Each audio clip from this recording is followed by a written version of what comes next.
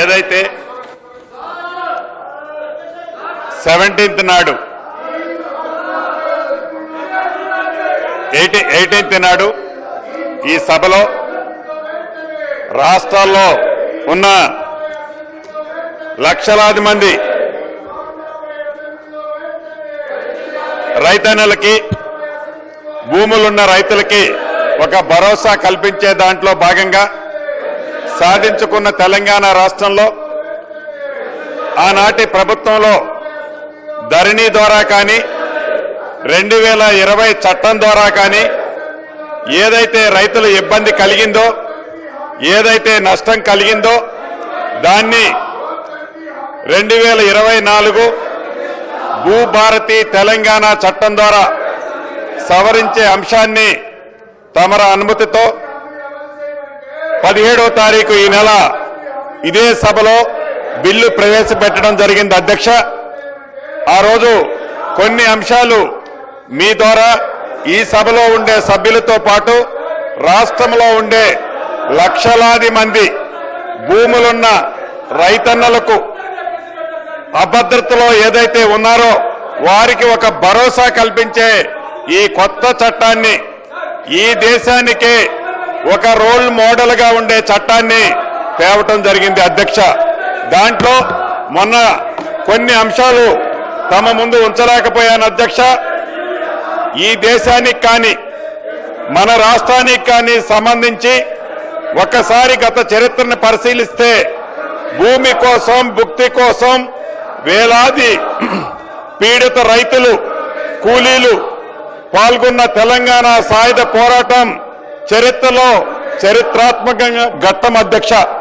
అదే రకంగా ఈ ఘట్టానికి ఈ ఉద్యమానికి ప్రధానమైన కారణం నిజాం కాలం నాటి భూ సమస్యలు, నిజాం సంస్థానంలోని ఉద్యోగులు, జాగీర్దారులు, దేశముఖులు, దేశ పాండ్యుల్లాంటి భూస్వాములంతా అధికార దర్పంతో ఆనాటి ప్రభుత్వం ఏదైతే అధికార దర్పంతో ధరణిని 2020 చట్టాన్ని తీసుకొచ్చి ప్రజల నెత్తిన రుద్దిందో అటువంటి చట్టాన్ని గతంలో నిజాం నవాబు కంటే ముందు కూడా అదే పద్ధతి ఉండేది అధ్యక్ష.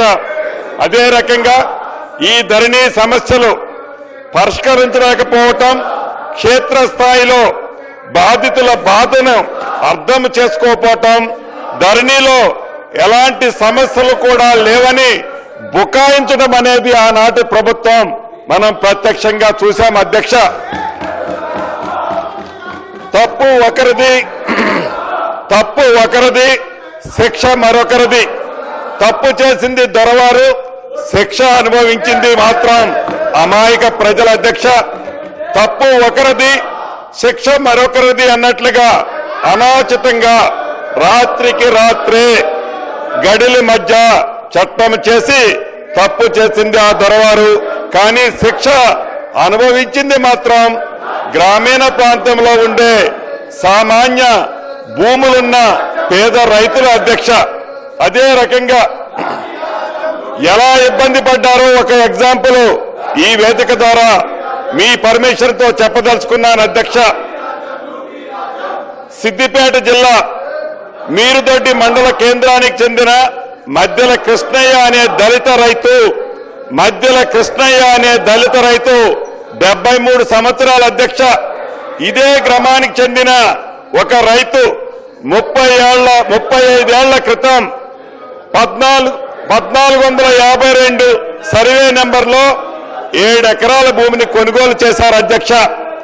ధరణి వచ్చిన తర్వాత 35 ఏళ్ల క్రితం కొన్న భూమి ఏదైతే ఉందో, పొజిషన్లో ఏదైతే ఉన్నారో దాన్ని ఈ ధరణి కారణంగా ఆ భూమిలో ఉన్న రికార్డులన్నీ తారుమారయ్యాయి అధ్యక్ష. ఆ కారణం చేత జనవరి 22వ తారీఖు 2023 నాడు మధ్యల కృష్ణయ్య గారు 73 సంవత్సరాల వయసున్న మధ్యల కృష్ణయ్య గారు ఆ బాధను తట్టుకోలేక ఆత్మహత్య చేసుకున్నారు అధ్యక్ష. ఇది అంటే ఇటువంటి కృష్ణయ్య గారు లాంటి వాళ్ళు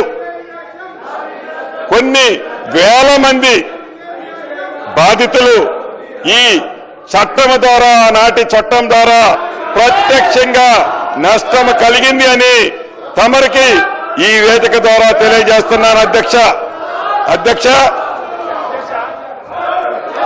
మనం చిన్నప్పుడు చదువుకున్నాం.